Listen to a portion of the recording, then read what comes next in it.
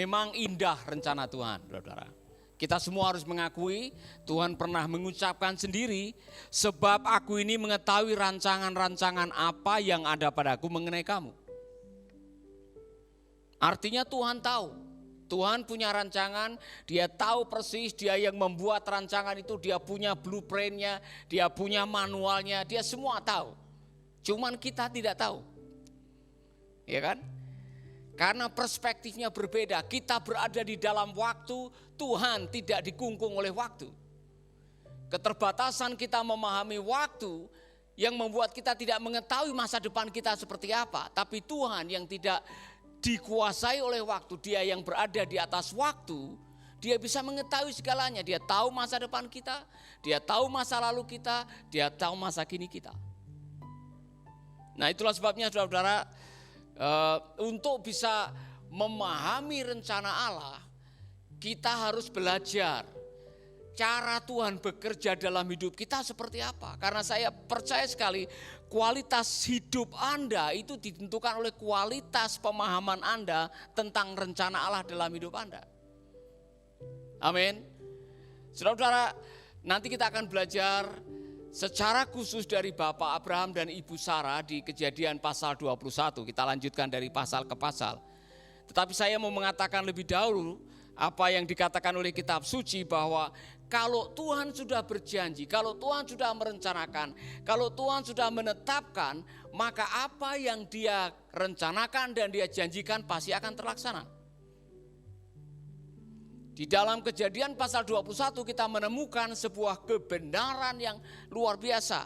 Tadi malam saya sedikit berdiskusi, bertanya kepada istri. Ya kan, kita coba merenung. Tuhan berjanji akan memberikan keturunan yang banyak. Tuhan berjanji akan menjadikan Abraham menjadi bangsa yang besar, diberkati, dan keturunannya akan menjadi luar biasa. Namanya dia akan menjadi masyhur. Siapa yang memberkati akan diberkati. Tetapi untuk apa yang dijanjikan itu terlaksana dibutuhkan waktu 25 tahun. Untuk mendapatkan anak, untuk menjadi yang bangsa yang besar perlu 400 tahun. Jadi saudara-saudara, kita harus memahami bagaimana Tuhan bekerja dalam kehidupan kita. Karena ketika kita tidak memahami, kita bisa salah menyimpulkan, salah mengartikan, sehingga kita membuat keputusan-keputusan yang lebih awal, yang tidak sesuai dengan rencananya, yang mencelakakan kita. Itulah sebabnya saya mau mengajak saudara-saudara membaca di dalam Kejadian pasal 21 ayat 1 sampai 3. Di dalam Kejadian pasal 21 ayat 1 sampai 3, saudara akan menemukan sebuah ayat yang di dalamnya ada kebenaran-kebenaran yang luar biasa. Sudah menemukan? Amin.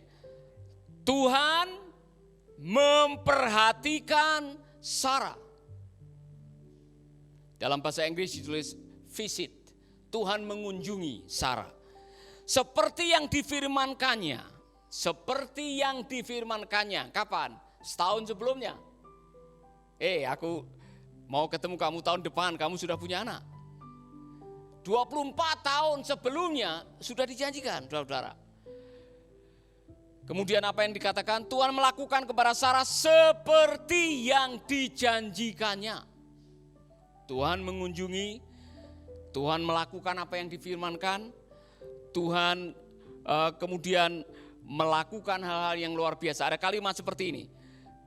Maka mengandunglah Sarah, lalu ia melahirkan seorang anak laki-laki bagi Abraham dalam masa tuanya, pada waktu yang telah ditetapkan.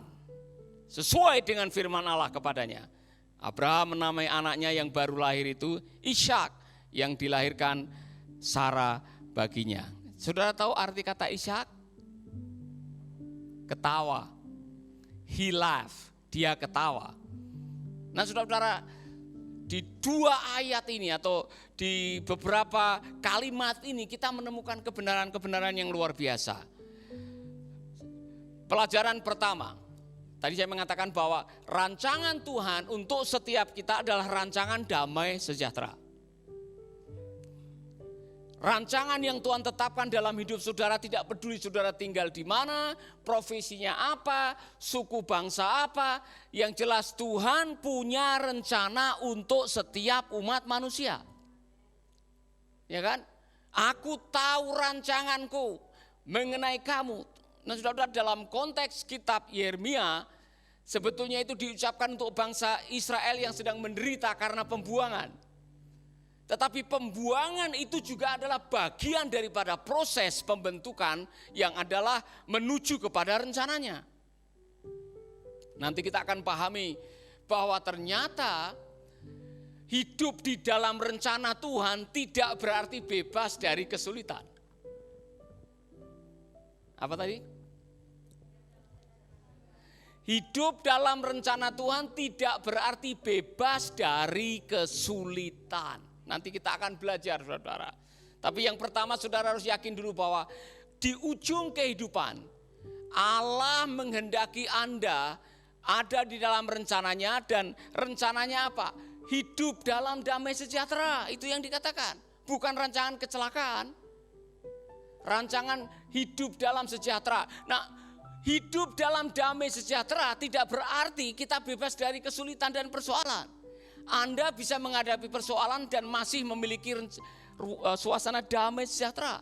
Makanya Tuhan Yesus pernah mengatakan damai sejahtera yang aku berikan kepadamu tidak seperti damai sejahtera dari dunia ini. Dan itulah doa dari seorang rasul, kiranya damai sejahtera Allah yang melampaui segala akal akan memerintah hidupmu. Rancangan Allah bagi kita adalah hidup dalam damai sejahtera. Yang kedua, rancangan hari depan yang penuh dengan pengharapan. Artinya apa? Kita harus hidup dalam damai dan hidup dalam pengharapan. Dua ini kalau saudara punya hidup dalam damai dan saudara hidup dalam sukacita, saudara menikmati hidup. Dua modal untuk hidup bahagia adalah damai sejahtera dan dua punya pengharapan. Saudara tidak punya apa-apa, tapi kalau masih punya pengharapan, jauh lebih bagus daripada punya segalanya, tapi tidak punya pengharapan. Mengapa ada orang-orang kaya yang mungkin jumlah hartanya tidak akan habis dimakan 7 turunan, tapi bunuh diri? Mengapa ada orang yang terkenal tiba-tiba mati karena overdosis?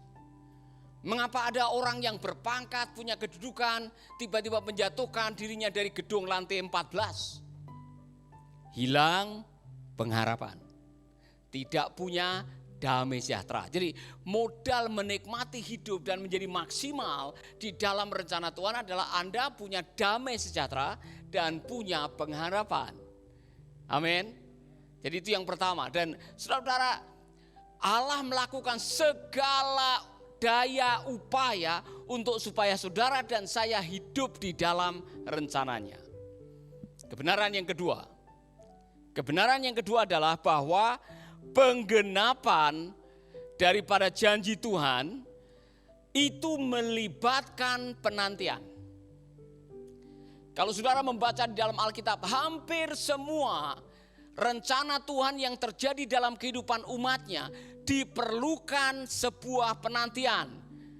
Saudara-saudara, Abraham dan Sarah menunggu 25 tahun untuk mendapatkan anak perjanjian. Untuk melahirkan bangsa yang besar, saya katakan tadi, 400 tahun. Baru nanti pada zamannya Musa mereka keluar dari Israel, lahir umat Israel.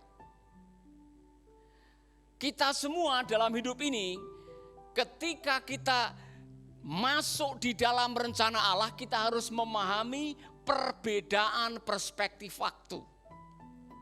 Maka kalau Allah mengatakan aku akan,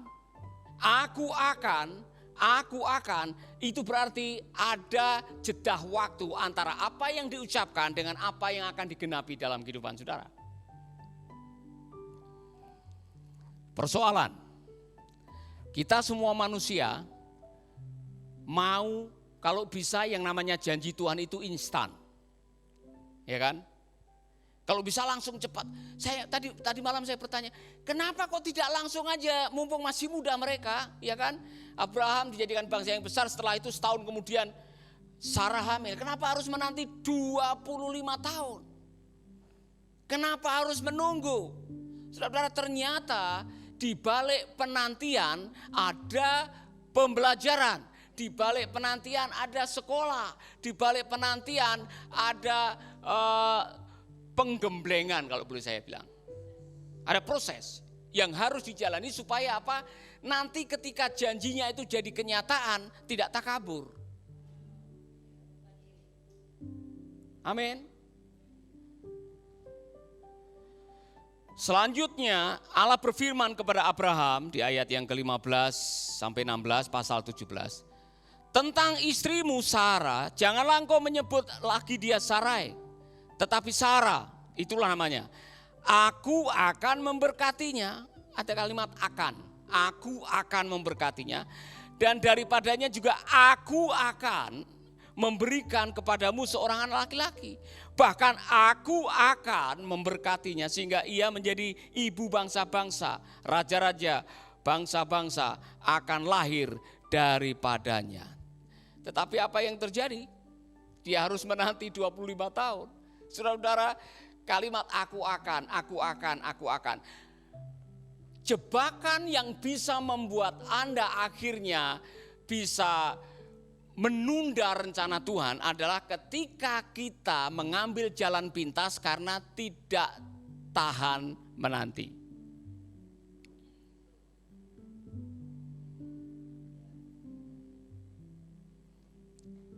Apa yang dilakukan oleh Abraham dan Sarah? Karena dia tidak sabar menanti, dia mengikuti apa kata orang, dia mengikuti apa kata budaya pada waktu itu. Saya kasih itu. Karena dalam budaya itu, pembantu itu dalam kuasanya istri. Jadi istri bisa melakukan apa saja terhadap pembantu. Saya kasih ini, supaya cepat itu punya anak kita. Daripada kita mendengar apa kata orang, ya kan? Apalagi orang sudah tahu janji-janji Tuhan dalam kehidupan kita. Saya kasih jalan keluar, enggak usah nunggu lagi apa janji Tuhan. Kita pernah melakukan yang sama. Saudara dan saya pernah melakukan yang sama. Kita mengambil jalan pintas karena tidak paham penantian dan waktu Tuhan. Itu lagu tadi bagus sekali, ya kan? Apa kata-katanya lagu tadi, saudara-saudara?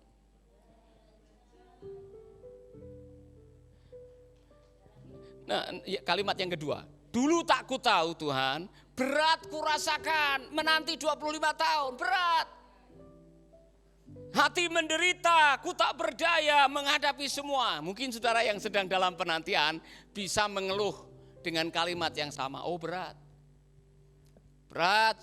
ya kan? Sudah 25 tahun ngontrak, berat, ya kan?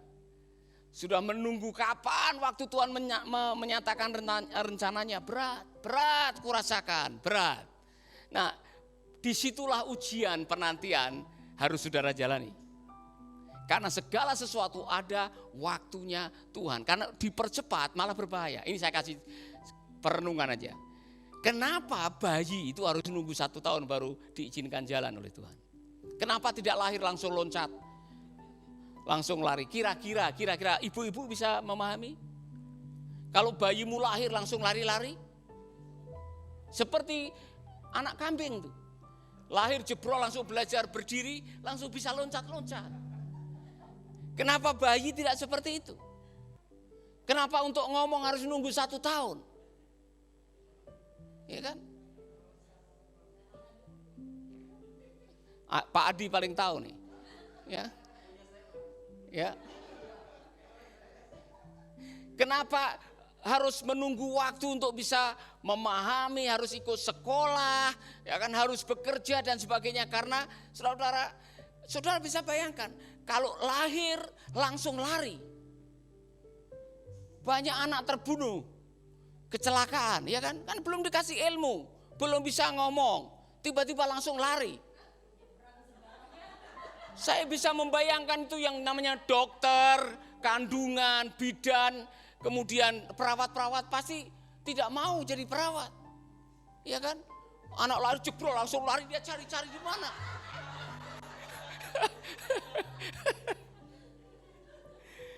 Tuhan mengizinkan bahwa 3-4 tahun pertama adalah pembentukan karakter buat anak. Disitulah anak menerima semua yang dibutuhkan oleh manusia hidup. Diterima, dikasih, disayangi, rasa aman, dan sebagainya. Karena cara Tuhan menyalurkan kasih-Nya kepada kita itu lewat orang tua. Maka ada waktu di mana bayi harus bersama dengan mamanya, dapat kekebalan tubuh dari ASI-nya dan sebagainya dan sebagainya. Jadi semua ada waktunya. Sama dengan proses kehidupan kita. Semua ada waktunya. Amin. Saudara-saudara, mari kita akan belajar dalam situasi penantian. Saudara membutuhkan sebuah keyakinan, dari keyakinan mendatangkan ketabahan, dari ketabahan membuat Anda terus berharap dalam penantian. Karena menanti itu tidak gampang. Menanti itu tidak gampang. Nah, ayat yang saya tadi cuplik dari Yeremia itu 70 tahun. Di pembuangan 70 tahun itu tidak mudah, saudara-saudara. Kemudian 25 tahun penantian, 400 tahun baru terjadi, itu tidak gampang. Ketika kita tidak bisa memahami akhir daripada perjalanan, akhir daripada tujuan kita, saudara-saudara, kita bisa menjadi orang yang terserang dengan wabah putus asa. Itu yang berbahaya. Putus asa itu membahayakan kita. Orang yang sudah putus asa oleh karena kecewa, lama-lama mengalami apa yang sering saya katakan mental distortion. Apa itu? Selalu negatif dengan kenyataan. Bahkan sedang membicarakan hal-hal yang positif, yang baik dalam situasi yang sangat kondusif, masih tetap negatif. Pernah ketemu orang gitu? Setiap kali diajak ngomong, alah kamu ngomong doang. Saya ini pernah mengalami. Saya ini sudah bertahun-tahun berdoa, tidak ada kesembuhan. Tidak usah ngomong begitu lah. Kemudian ada yang mengatakan, Pak saya sudah ada, ini buktinya. Hasil penelitian mengatakan bahwa sebagian besar orang yang mengalami penyakit ini bisa sembuh. Saya sudah coba segala obat, saya sudah pergi ke banyak dokter. Dipakai alasan apa saja. Kalau orang sudah mengalami mental distortion, akan sulit memahami kebenaran. Bahkan tidak bisa melihat kenyataan. Mungkin orang yang paling bagus mewakili ini adalah Kleopas. Karena dia kecewa. Pada waktu dia pulang ke kampung Emmaus, Yesus ada di sampingnya, dia tidak bisa mengenali. Jadi waspadai Anda yang tidak berani dan tidak punya kekuatan untuk menanti janji Tuhan. Anda akan terjebak dengan kekecewaan. Kekecewaan tambah kekecewaan menghadirkan keputusasaan. Orang yang putus asa selalu negatif. Saya selalu mengatakan orang yang paling berbahaya itu bukan orang kerasukan setan, bukan orang mabuk. Orang yang paling bahaya adalah orang putus asa. Yang banyak bunuh diri biasanya orang bunuh diri karena apa? Putus asa. Itulah sebabnya saudara, obat untuk menanggulangi putus asa adalah terus berharap kepada Tuhan. Ada waktunya nanti. Ada waktunya nanti. Waktu Tuhan, waktu yang terbaik, pasti yang terbaik. Amin. Nanti setelah saudara melewati semua, baru saudara mengatakan, tapi ku mengerti sekarang. Sekarang, kemarin nangis. Kemarin susah, kemarin saudara negatif, kemarin saudara ngomongin hal-hal yang tidak benar, kemarin saudara marah-marah, kemarin saudara memberontak. Tapi ku mengerti sekarang. Tanya kepada Ibu Sarah kalau tidak percaya. 25 tahun. Dan dia mengambil jalan pintas yang pada akhirnya mendatangkan kesulitan dalam pernikahannya. Yang dia mengatakan, saya tidak tahan dengan Hagar. Suruh dia keluar dari rumah. Karena apa? Ada penafsir mengatakan selisih umur antara Ishak dengan Ismail itu 12 sampai 13 tahun. Jadi ketika Ishak lahir, Ismail mulai nyindir-nyindir berkaitan dengan warisan. Saudara membaca di ayat sebelumnya, akhirnya Sarah tidak tahan lagi dengan kalimat-kalimat itu, dia bilang sama suaminya, suruh keluar. Walaupun berat buat Abraham, karena anaknya, Ismail anaknya sendiri. Abraham tetap memberkati Ismail tapi diusir dari rumah. Itu muncul oleh karena apa? Oleh karena Sarah tidak sabar menanti waktu Tuhan. Jadi ketika Anda mengambil jalan pintas yang tidak sesuai dengan rencana Tuhan, yang lahir adalah penderitaan. Dan kadang-kadang penderitaan itu dibawa sampai mati. Waspadalah, tunggu waktu Tuhan. Amin. Yang muda-muda tunggu waktu Tuhan. Kalau belum ada di dalam pernikahan jangan macam-macam.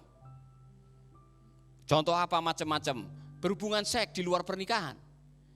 Nanti kalau anak lahir, ya kan? Anak tetap anak, dia tidak salah, tapi rasa bersalah itu akan dibawa sampai mati. Waspadalah. Jangan macam-macam. Amin. Anda mungkin bisa menyembunyikan, ada berapa orang yang membunuh bayinya, taruh di tas kresek, buang tempat sampah. Anda mungkin bisa menghilangkan bukti, tetapi rasa bersalah, guilt, itu tidak bisa dibuang. Maka belajarlah mengambil keputusan untuk setia dalam rencananya. Kebenaran yang berikutnya.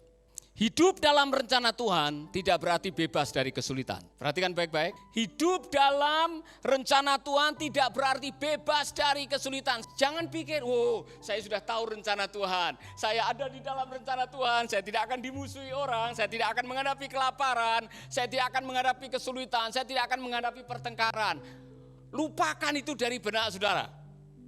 Karena saya melihat bukti, mereka ada di dalam rencana Tuhan, Abraham dan Sarah ada dalam rencana Tuhan, tetapi apa yang terjadi? Mereka diizinkan menghadapi kelaparan.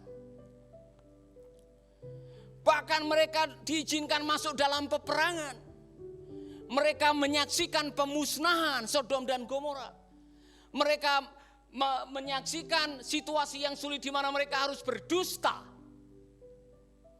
Saudara-saudara, hidup dalam rencana Tuhan tidak berarti kita bebas dari kesulitan. Tetapi yang saya mau mengatakan, hidup dalam rencana Tuhan berarti Anda disertai oleh Tuhan dalam setiap kesulitan. Amin. Mari kita lihat. Kelaparan. Siapa pernah kelaparan? Padahal saudara setia kepada Tuhan, baca Alkitab, ya kan? Rajin melayani Tuhan. Tiba-tiba beras habis, enggak punya duit. Pernah menghadapi itu?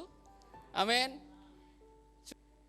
Saudara, ketika engkau pernah diizinkan kelaparan, kelaparan bukan bukti bahwa Anda tidak ada dalam rencana Tuhan. Itu adalah bukti bahwa Anda sedang dibentuk oleh Tuhan. Bagaimana sikap Anda waktu menghadapi kelaparan? Amin. Yang kedua, saudara pasti senang. Hidup dalam rencana Tuhan tidak berarti bebas dari kesalahan. Amin. Abraham membuat kesalahan. Daud membuat kesalahan. Dan orang-orang di dalam Alkitab yang lain, Musa membuat kesalahan. Jadi jangan pikir kalau Anda membuat kesalahan berarti nanti rencana Tuhan tidak akan terjadi dalam kehidupan saya. Kalau itu rencana Tuhan yang namanya unconditional. Ada rencana Tuhan yang tidak bersyarat, artinya Tuhan sudah menetapkan apapun yang terjadi, Tuhan akan campur tangan. Nanti saudara akan melihat bahwa Tuhan yang intervensi supaya rencananya akan terlaksana.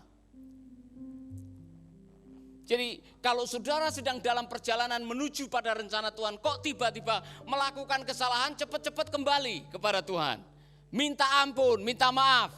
Ampuni saya Tuhan, koreksi diri, kemudian berjalan dalam rencananya. Ibarat saudara nyetir, kemudian tersesat.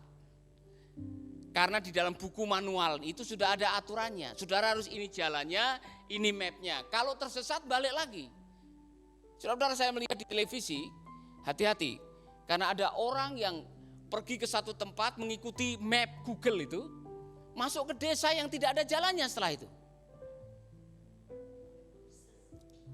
Tersesat. Padahal sudah ada pedomannya, sudah ada plannya, tersesat. Nah, mau salahin siapa? Mbah Google? HP saudara? Atau cara saudara settingnya salah? Ya kan? Saudara menentukan tempatnya salah. Apapun juga, saudara, kita semua pernah tersesat. Saudara juga pernah tersesat. Kita semua pernah tersesat, ya kan? Saudara pernah tersesat? Salah masuk kemudian susah mau balik lagi. Saya pernah, saudara-saudara. Ya kan? Pas mobil itu. Mau mundur susah, akhirnya pinjem halaman tetangga untuk kita bisa mundur. Masih ingat Pak Roni? Ya kan? Saudara-saudara, ketika kita tersesat, ketika kita membuat kesalahan, cepat kembali kepada jalan yang benar. Mundur. Kembali ke track yang benar. Jangan malah, udahlah, sudah sesat begini. Mau apa lagi? Sudah terlanjur basah, nyemplung sekalian. Bodoh.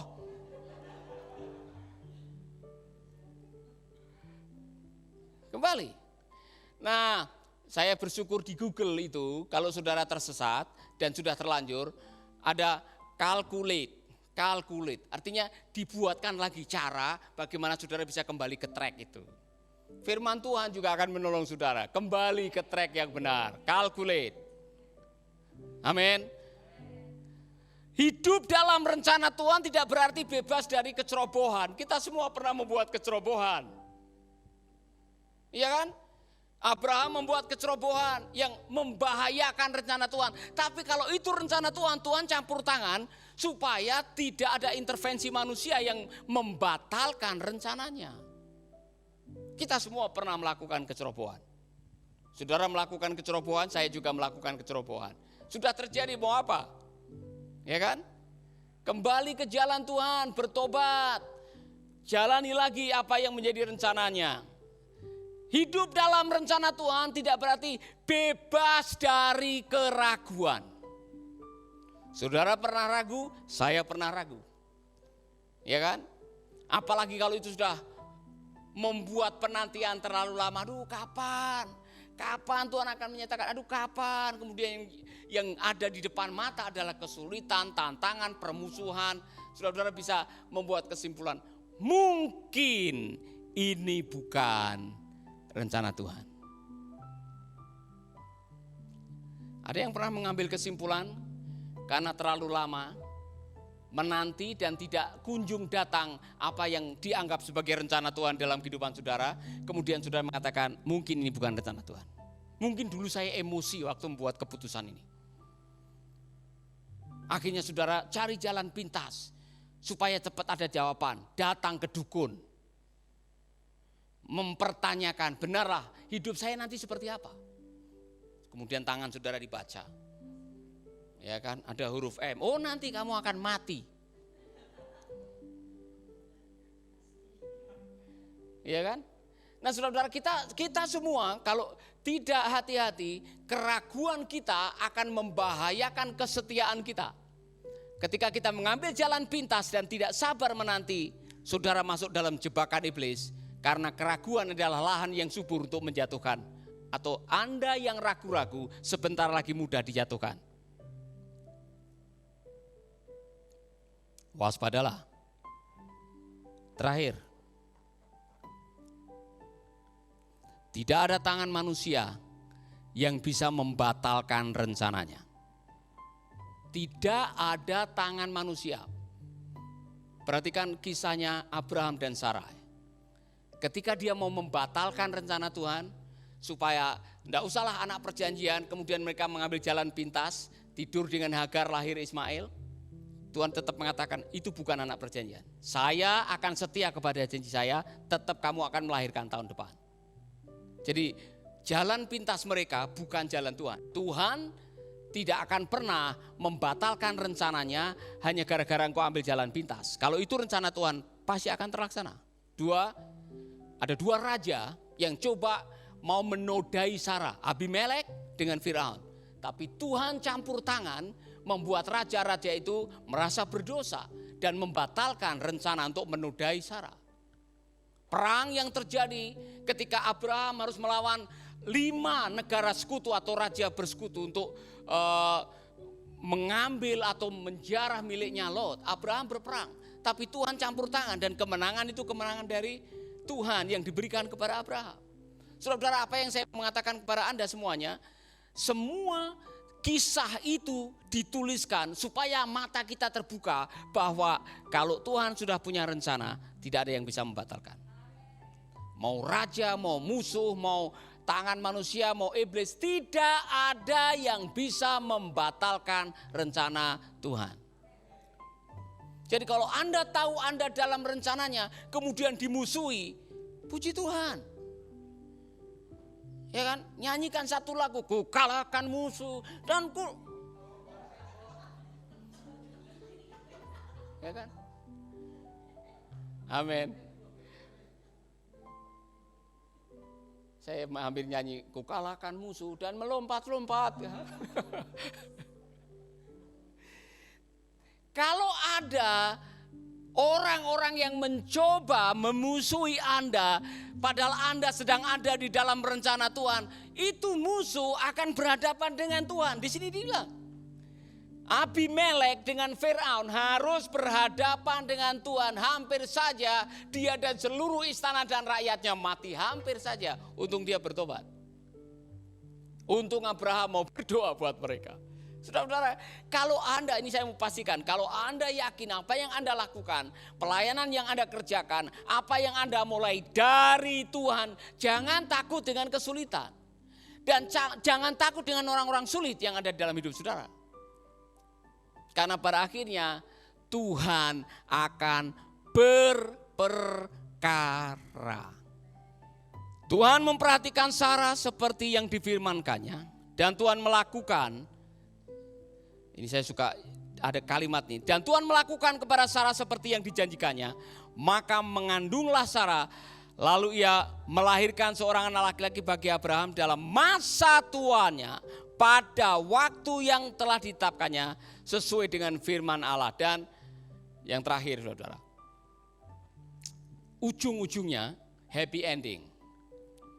Ujung-ujungnya setelah 25 tahun lahir seorang bayi, dikasih nama, bayinya nama siapa waktu di catatan sipil? Ketawa. Nah saudara perhatikan, sebelumnya mereka juga pernah ketawa, tapi ketawa sinis. Ketawa dalam keraguan. Ya kan, waktu Sarah mendengar, setahun sebelumnya, Sarah ditegur, kenapa kamu ketawa? Enggak, saya tidak ketawa. Nah saya masih curiga, ketawa sebelum ini, sebelum anaknya lahir adalah ketawa meragukan Tuhan. Sudah pernah ketawa? Tapi ketawanya ketawa sinis. Ya. Tuhan mau kasih saya rumah di Bali ini. Aduh, enggak usah mimpi. Anda ketawa, tapi ketawanya ketawa penuh dengan sinisme dan keraguan. Ya kan? Enggak saya tawarkan kepada Pak Rudi. Percaya enggak kalau ada satu orang tiba-tiba datang memberikan villa kepada Pak Rudi? Dari mana ada orang mau ngasih rumahnya zaman begini? Anda mengetawakan sesuatu yang mungkin tidak masuk akal. Mungkin itu yang dilakukan oleh Abraham dan Sarah sebelumnya. Tapi ketika dia hamil, baik-baik. Ketika Sarah hamil di umur tua, saudara, kemudian saya bisa membayangkan, Sarah ketawanya sudah lain. Tiap pagi dia ngelus-ngelus perutnya, hamil. Dia ngomong sama Papa Abraham, hamil, lihat ini, lihat. Ya kan? Dilus-lus, hamil. Ya kan? Saya membayangkan waktu dia melahirkan. Saya pikir Tuhan tertawa juga. Lihat ada orang yang sudah mati head, sudah umur tua, kemudian melahirkan, proses melahirkannya seperti apa. Kan Tuhan maha hadir. Tuhan ikut ketawa. Sarah juga ketawa, Abraham juga ketawa. Dukunnya juga ketawa. Kemudian bayi lahir dan dia menyusui, sudah umur. Kemudian menyusui bayi. Tetapi saudara-saudara, saya bisa membayangkan, Abraham kan sudah 100 tahun. Kemudian dia menimang anaknya kan. Kemudian dia nyanyi tak lelo lelo lelo ledung. Semua yang lewat juga ketawa, Abraham punya anak. Kalau mereka nuntun Abraham jalan ke mungkin minimarket atau ke mall, saudara-saudara, Abraham yang sudah tua pakai teken, ya kan, pakai tongkat, kemudian ini anaknya ada yang tanya, ini cicitnya atau cucunya? Semua ketawa. Jadi akhirnya mereka ketawa, tapi ketawa karena melihat rencana Tuhan terlaksana. Jadi Tuhan bisa mengubah ratapan jadi tarian, duka cita jadi sukacita. Di dalam rencana Tuhan semuanya happy ending.